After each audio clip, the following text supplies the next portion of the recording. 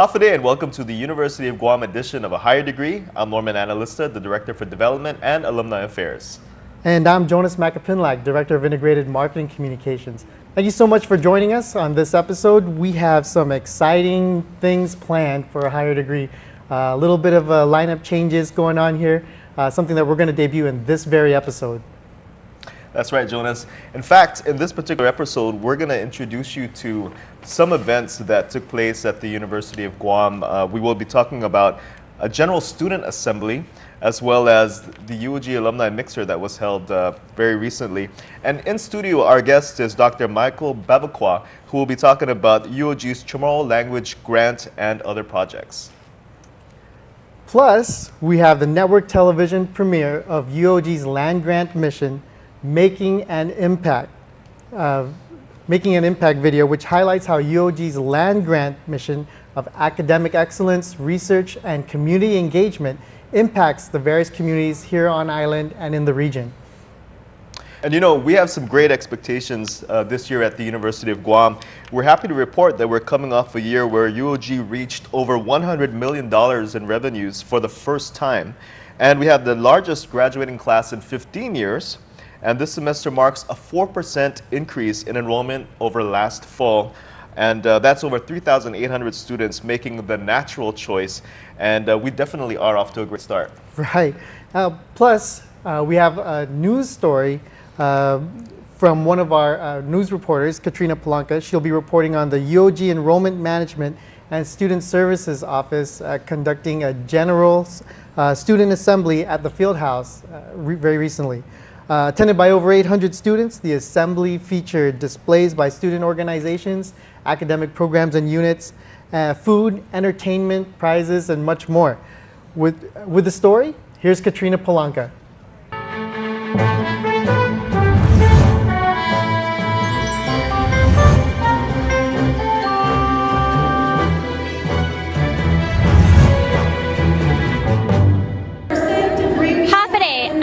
University of Guam Student Assembly, where all of the schools, colleges, and student organizations are showcasing all that they have to offer. From the different majors, to extracurricular activities, to student exchange programs, this is a one-stop shop for students who want to explore their options.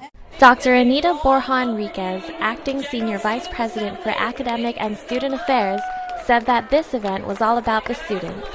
When do we have an event that's truly focused on allowing our students to understand what the University of Guam is all about? Enthusiasm was booming at the field house, where more than 27 student organizations set up booths. Raphael Dowson, president of the Entrepreneurship Society, encourages students to get involved.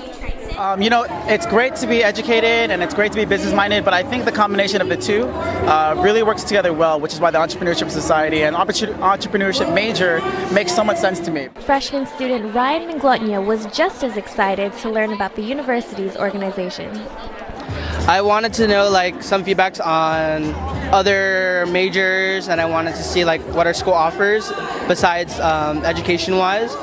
Extracurricular activities do help in your college resumes. The theater department captured the attention of many students.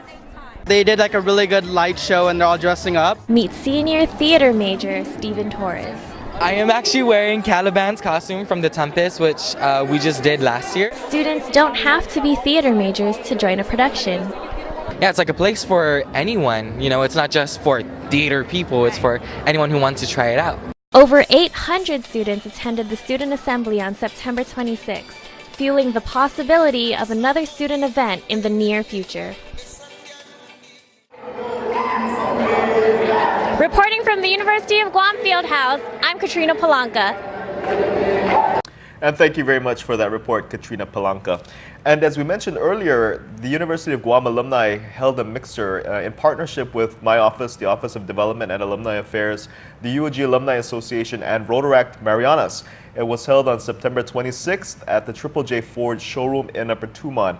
And our sponsors for that event were, of course, Triple J Ford, Mid-Pacific Distributors, and Triple J 5-Star Wholesale Foods. And we definitely want to thank all of our participants who took part in various activities such as speed networking, and also who were there to meet up with friends and professors who they haven't seen in a very long time. Well, Kat Bungabong was there, and she files this report so that you can get all the details from the mixer.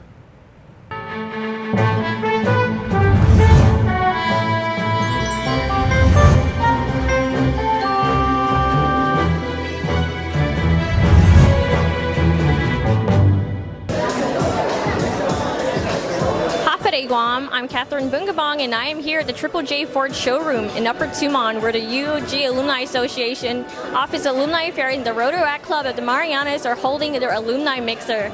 It's an event put together for UOG students, both former and current, friends of the university, as well as local professionals, to get together to mingle, reconnect, and create friendships and networks through some fun activities. Eileen Agahan, president of the UOG Alumni Association and of the Rotaract Club of the Marianas, tells us what the event is all about. Really, we wanted to engage our UOG alumni and be able to celebrate the growth and development of the University of Guam. A great lineup of entertainment, including 3 Times Steady, a dance performance by UOG's alumni, and a get-up of Ladies' Night by James Turbio, the creative manager at IT&E, made it a fun-filled event. The highlight activity of the night was speed networking, which uses the same concept of speed dating, where 2 individuals were given 2 minutes to get to know each other, share their career goals and experiences, and create future contacts. Chris Serla, the Community Service Director of the Rotaract Club of the Marianas, explains the association and support of the club for the event. Well, we definitely wanted to make sure that the Rotaract Club actually supported this event. It's because most of us are all UOG alumni. Luigi Banzel, a current business major at UOG graduating this semester, says that the event would be beneficial for him. I think the event's great. This is actually my first time in a mixer like this. I've been to a couple alumni events, but something like this, something smaller, it's more intimate. Many attendees enjoyed the night filled with entertainment, good food, networking, and great conversations. UOG looks forward to produce more fun events such as these for the community to get involved with, such as the upcoming alumni reunion. Reporting for a higher degree, this is Catherine Bungabong.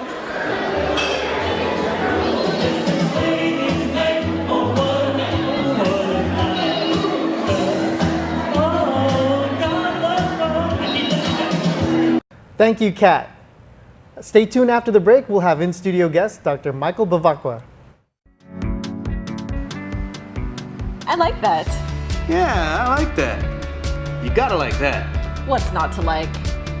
Like. I like that. Ooh, I like. Oh, I definitely like that. That too. I like that one. I like it. Like, that's weird. I like this. Yeah. There's a whole lot of liking going on. That's right, we're too cool not to like. Like us on Facebook today. What do you like?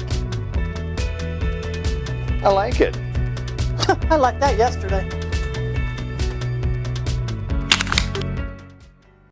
Help make a difference in our community and join the fight against crime. Tune in to PNC News every Wednesday night at 6 on ABC 7 and on Fox 6 at 7 p.m. for the Guam Crime Stoppers Crime of the Week. Each week, the Guam Police Department will highlight an unsolved crime, hoping you may have information relating to the case. Join Crime Stoppers Coordinator Officer Paul Tapao every Wednesday night on PNC News for the Guam Crime Stoppers Crime of the Week. Get the story from the Pacific News Center. Get both sides. Get it right. Get it from reporters you can trust. Clint Rigel, Janella Carrera, Josh DeCanco, Betsy Brown, and Kevin Kerrigan. We've got the story. You can get it too. The Pacific News Center. News you can trust. Burn up the bandwidth. Guam's hottest talk comes to your smartphone with News Talk K57's streaming apps. The latest in news, weather, and talk in the palm of your hand. Plus, exclusive features let you talk back to us via email. Visit our webpage and see breaking news on PNC's Twitter page. Smartphone users can now download the free app, which will stream all day, every day, and anywhere. Look in your platform's app store for K57 and download it today. And welcome back to the University of Guam edition of A Higher Degree. I'm Norman Analista. Well, as a part of its mission to perpetuate and promote the Chamorro culture and language, the University of Guam is embarking on an oral history project focused on collecting traditional Chamorro knowledge. And the project is entitled Hineka y Tinigo y Manamku, which translates to the collection of the knowledge of the elders. And joining me in this particular segment is Dr. Michael Bevacqua of the University of Guam. Did I say that correctly? Well, it's Bevacqua, but it doesn't matter. Okay. My grandfather just says Babauta. All right. Well, how about the project title? Did I get that right? Oh, yeah, it was good. Okay, awesome. Hineka y Tinigo y Manamku, collection of the knowledge of our elders. This is a very exciting project that we've got going on. This project is really like a collaboration between sort of the Guam Museum and the Chamorro Studies program at UOG. And so, because I'm the coordinator for the Chamorro Studies program at UOG, and then I'm also heading the writing for the text for the Guam Museum. And so, as I was looking at all the text that I had to write, one of the big gaps that I saw was that I really needed a lot more sort of knowledge, especially about certain recent events in our history. And one thing that you'll see in the museum is that there's all this room for quotes, the quotes about everything sort of in Chamorro culture and life. And so I thought this would be a perfect opportunity to go out into the community, to reach those that are 70, 80, 90, and try and talk to them, get their knowledge, get their opinions about things, and then hopefully there'll be some really nice quotes, some really nice knowledge which can help enhance the work that I'm doing for the museum. So as I'm looking at some of the information that you put out there, I noticed that you're going to be asking them about Chamorro sayings, jokes, even Tautamono stories. Kind of put it into perspective for those who are watching this and how they could get involved with providing that information. Oh yeah, so if those of you watching at home, if you have anyone that you think should be interviewed for this or you'd like to suggest, you can call me at the Division of Humanities at 735-2800, or you can email at Chamorro Studies, that's CHAMORROSTUDIES @gmail.com. And so actually for the past couple of weeks, people have been calling and emailing and saying, we said that we want people about 70 and over, but some people are calling up and saying, I'm 67, can I still count? Yeah, I was just going to ask about that, as far as if there was a specific age group that you're looking for. Well, so as you mentioned, a lot of it is about sort of Chamorro language stuff. And so we are looking for people that were primarily born before World War II, just because they're the ones that grew up surrounded by the Chamorro language. They grew up with people that had spoken the Chamorro language their entire lives. They lived and breathed and exhaled the Chamorro language all day. And so they have a different relationship to the language than those of us today. And so for them, we really want to talk to them and find out, so when you were young, what were the sayings that your grandparents said to you? Like the proverbs about like one of the most famous ones that people still remember today is Timaimago si Zeus, God is not sleeping.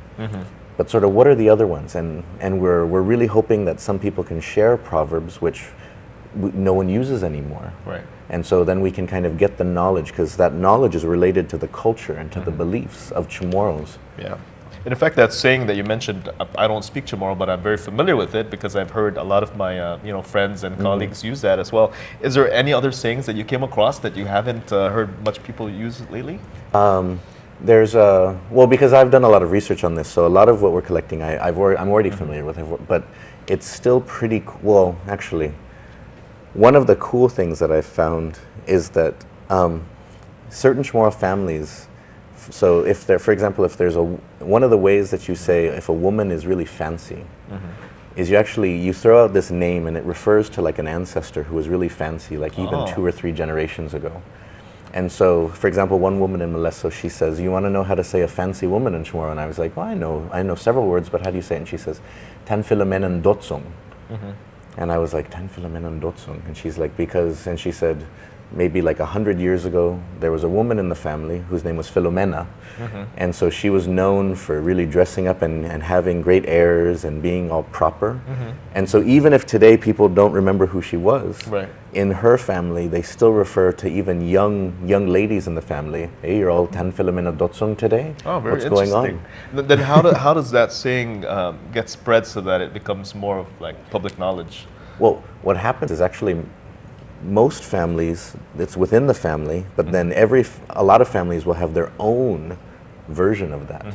So I've heard, for example, in Aganya Heights, I heard you're all Nanan Lalla or you're all Tan Lalla, which referred to a woman who lived 150 years ago who would dress up in fine Spanish like gowns and stuff. And so so that's one example of a new one that I've heard, Tan Filomena Dotsong. Wow, very interesting. I mean, this is all very fascinating information that it seems that you've come across. And so, is there a particular timeline with regard to when your findings will be released? And so we're hoping to conduct all interviews by basically the end of the year. Okay. And then what we'll do in January is because a lot of people have basically offered their support for the project. And what I'm hoping is that in January and in the spring, we'll archive everything because there'll be digital files of audio or video for everything, and then there'll be transcripts for everything. And so we'll put it at the Micronesia Area Research Center and other archives. But I'm hoping we can also put together some sort of short film which captures some of the best stories, some of the best sort of segments that we've been able to record. Fascinating work. Dr. Bevacqua, is there anything else that you want to put out there that I haven't asked? Oh yes. This coming year is very exciting for the Chamorro Studies program. We're basically the newest program at the University of Guam. We got started last year, and this year is sort of our big year. And so in the coming months, we're going to have a lot of events related to that. And so I'm sure pay attention to the media and maybe even to this show, because we'll be putting out a lot of different cool events to celebrate sort of this coming year. We're calling it Isa ni Estudian, y Inestudian Chamorro, which is the year of Chamorro Studies. Great. Well, if you would like to contact Dr. Bevacqua, please feel free to do so. Again, your number? So at 735-2800 or at chamorrostudies@gmail.com. All right. Well, thank you very much, Dr. Bevacqua, for joining me on this edition of A Higher Degree. And as he mentioned, if you're looking for updates on that particular project, be sure to tune in to A Higher Degree. And again, we want to thank you for being on the show, and feel free to come by anytime there's anything else you want to put out there. All right, so that's going to pretty much wrap up this particular segment of A Higher Degree. Stay tuned because we have more coming back after the break. If you need to know, then you need to follow Guam's news leader, the Pacific News Center. First, feeding Twitter and Facebook 24 hours a day, every day. Friend us on Facebook at Pacific News Center and find us on Twitter at PNC Guam and News Talk K57. Newsmaker interviews, public events, and first in news. On your smartphone, PC, or pad, when you need to know, you need Guam's news leader, the Pacific News Center. Help make a difference in our community and join the fight against crime. Tune in to PNC News every Wednesday night at 6 on ABC 7 and on Fox 6 at 7 p.m. for the Guam Crime Stoppers Crime of the Week. Each week, the Guam Police Department will highlight an unsolved crime, hoping you may have information relating to the case. Join Crime Stoppers Coordinator Officer Paul Tapao every Wednesday night on PNC News for the Guam Crime Stoppers Crime of the Week. Fox 6 takes Guam's #1 rated news and talk radio station, News Talk K57 to TV. Watch Fox 6 every weekday as our PNC cameras feature the live in-studio environment of The Breakfast Show with Ray Gibson, Patty Arroyo on the radio, and The Big Show with Travis Coughlin on News Talk K57. Enjoy an entertaining televised look at Guam's most popular talk shows. Tune in to Fox 6 every Monday through Friday from 6 to noon, and then again from 4 to 6 to see what's on the radio. I like that. Yeah, I like that. You gotta like that. What's not to like? Like. I like that. Ooh, I like. Oh, I definitely like that. That too. I like that one. I like it. Like, that's weird. I like this. Yeah. There's a whole lot of liking going on. That's right, we're too cool not to like. Like us on Facebook today. What do you like? I like it. I liked that yesterday.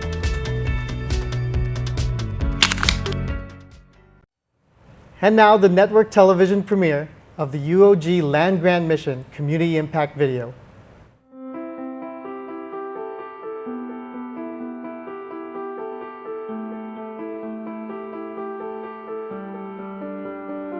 The University of Guam became a land grant institution in 1972. What that means for the university is not only the opportunity to extend their services and their research and their instruction into the community, but it provides an opportunity for the university to look at itself in a very different light. The whole meaning of land grant is to be an engaged university. The great thing about Extension is that Extension is kind of the link between the community and the researchers. So we go into the community, find out what's going on in the community, find out what their needs are, and then we relay that up to the researchers, or sometimes we are the researchers and we tell them, hey, this is what they want to know about, or these are their issues. The researchers then go do the research, and then we take their findings and pass that along to the community in easy to understand language and concepts. The Center for Island Sustainability, through the UOG Green Initiative, employs student internship as the UOG Green interns, and we teach them to do presentations to the K-12, which engages the students in the elementary and high school in living a more sustainable life within their classrooms and also bringing it to their homes. The other part of our HF program is that we participate in the Operation Christmas Drop every year with the United States Air Force, and we help them identify the islands and the drop zones where we help them deliver over 30,000 pounds of Christmas items for them to the 70+ islands that we help. So every year we participate and help the quality of life for people in Micronesia through our simple HF radio. Cedars does a lot of work on Guam, but we also strive to build the capacity of the Pacific. We recognize that it is very important in improving the lives of people with disabilities to look at all areas and to extend our reach outside of Guam. And that's what we work so hard here at Cedars to do.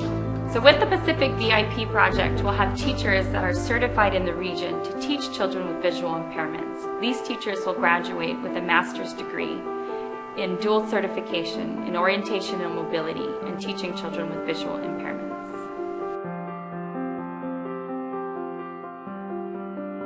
The research that we do here at the University of Guam is deeply connected to the community. There's no way around that. The people at the university are part of the community, for starters, and also we have a strong connection, a strong engagement with youth and with leadership in the community that really make the University of Guam projects very meaningful. The research is not just a narrow kind of academic or ivory tower research. It's actually something that reaches out and engages everyone around. Agriculture research is closely connected to our daily life, to the food we eat, to the clothes we wear, to the water we drink. Some agriculture research achievements are legendary and spectacular, like fertilizers, pesticides, and some are less visible but also important. In all cases, research requires funding. The majority of grants awarded to Western Pacific Tropical Research Center have resulted in significant scientific achievements, as well as helped our island economically through training people, which in turn increases employment and people's income. We usually have a very international group of students, and so it's a very rich learning experience for them. And I think that because we have a master's degree as our terminal degree, and it requires a thesis, and we're so field ecology based, that our students, everybody in our program comes out with a really heavy research experience, and they're very well trained. We have a number of types of researchers that come into MARC. We have our university students, and so they will look at things to complete their homework assignments, but it really sparks an interest in them in terms of what their community is about and how their history tells them of who they are and and it encourages them to think about how they can contribute to their island communities. Look at the change of the salt in the water. We look at the 40 years of the data on 115 wells, and we came up, what is the salt changes over time. So what it means here, it means we can manage our aquifer better. So anything we do at Wary is kind of straight impact to the local community. How exciting I think it is to be a part of a land-grant university, because it allows us to be meaningful engagers in our communities at large. We have students that we work with in the classroom and provide them with opportunities to engage in meaningful projects that help to address problems, that help to arrive at best practices in order to make some type of impact. Our capstone courses, our internships, our graduate thesis all represent something new, something that ultimately can feed back into the community, or perhaps they can take on to graduate studies. With an undergraduate degree in mathematics or computer science or engineering or ag or biology or chemistry, the enrichment of what we provide here for our students allows them to go on very easily to major programs in the U.S. or stay here on island and get a master's degree. The business capstone presentations are open to the public. Students identify issues that have surfaced or that we are confronted with on the island and within the region. At the School of Education, we prepare professionals to work in school settings. We prepare teachers, counselors, and administrators. They have diverse experiences, and then they also work in diverse settings. The program that they are engaged in includes not just coursework with faculty, but also field experiences where they would practice teaching or counseling or intern as a school administrator, as well as passing national exams, developing a full portfolio to demonstrate that they have the knowledge, skills, and dispositions to be not only highly qualified in their chosen profession, but highly effective in their chosen profession. I believe our nursing students are an integral part of the healthcare community on Guam. Approximately 47% of the nurses at the Guam Memorial Hospital are UOG graduates, and this includes nurses in administration as well as nurses at the bedside. The University of Guam School of Nursing is the only four-year accredited nursing program in this region, and so we really have an obligation, I think, to the island and to our community to provide an excellent foundation for them. An often overlooked part of the Land Grant Mission is cultural preservation and sustaining cultural change. And in that regard, the college is at the heart of the Land Grant Mission. In addition to science and agriculture, we focus on teaching modern languages, teaching Chamorro studies, East Asian studies, Japanese studies, and we have a vibrant fine arts program with a Isla Center for the Arts as an extension outreach arm of the college. We're producing lifelong learners who are prepared to meet the challenges of the future technologically and socially and environmentally. That means that a land grant mission is a very special obligation, and an obligation that continues into the 21st century. So even though it started out primarily as being of service to agriculture and rural communities and some technical fields, land grant institutions now have expanded and do such things throughout our island community, like how to fish, how to make safe Keligwin, how to take complicated scientific research and translate it into everyday life. So all of those things that we value, that come out of higher education, all of those things that come out that we value, that come out of research, in-depth research, complicated research, that now becomes translatable through extension agents, through extension research, through community engagement, can be traced to this land grant mission. We're proud to say, as we always say, that there isn't a community on Guam right now that doesn't feel the power of a University of Guam professional or student at work.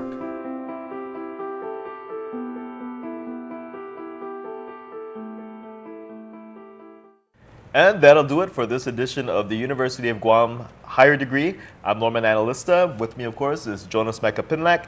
We thank you for tuning in, and we hope to see you at the next episode. See you later.